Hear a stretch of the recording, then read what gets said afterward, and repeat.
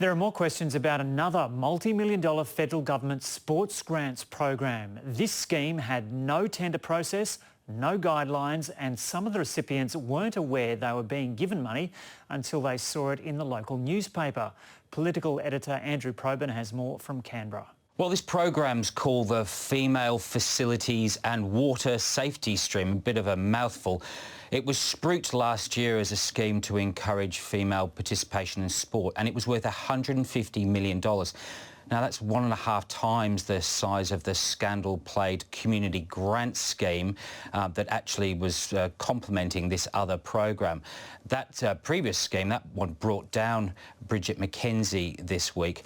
But unlike that scheme, this particular program, the one that was meant to be about female participation, this one, as you say, had no guidelines, no tender process, no applications, and rather than being spent on female participation, the great majority of the funding was spent on swimming pools in 11 coalition seats. No seats held by Labor or independents were given any pool funding, but of course, I suppose no one would have known to apply.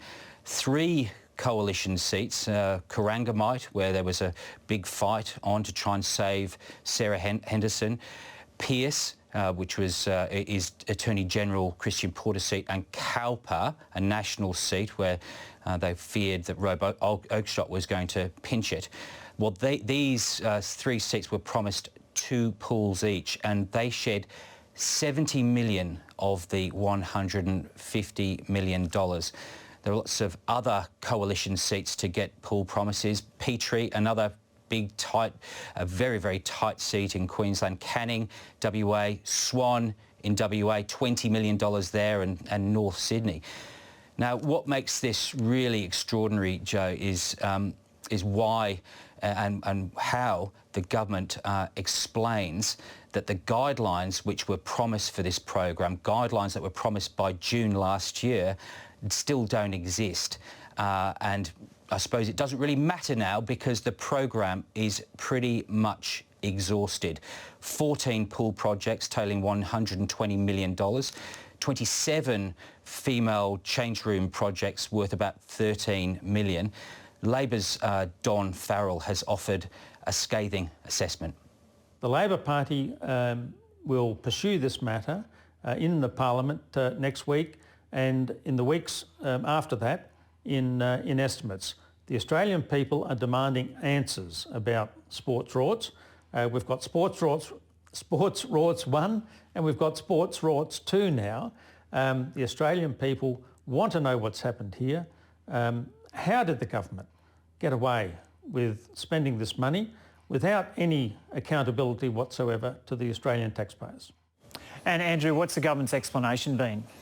Well, the Prime Minister's office told me yesterday that the program was merely funding election promises, but this doesn't reflect the way the program was being presented at the budget when it was funded by Treasurer Josh Frydenberg or during the election campaign. So the question now is, who ticked off on this program?